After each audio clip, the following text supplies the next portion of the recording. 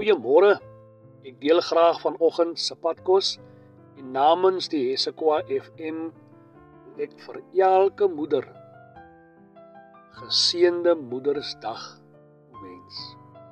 Ek hou aan die voor in Timoteus 2 vers 15.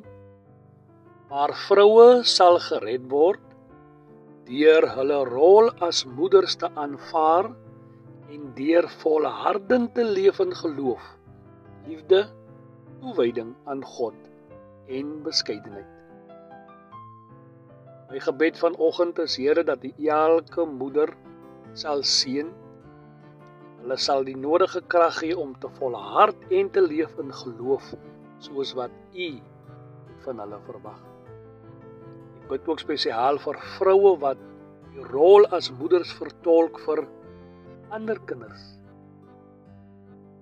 Onbaatsigtig hulle liefde deel, al is dit nie nodig nie. Seën vir julle, elke moederhart, elke vrou. Mag die Here julle vandag en tot in lengte van dae seën, sodat julle julle rol kan vertolk in geloof, in liefde en om te volhard.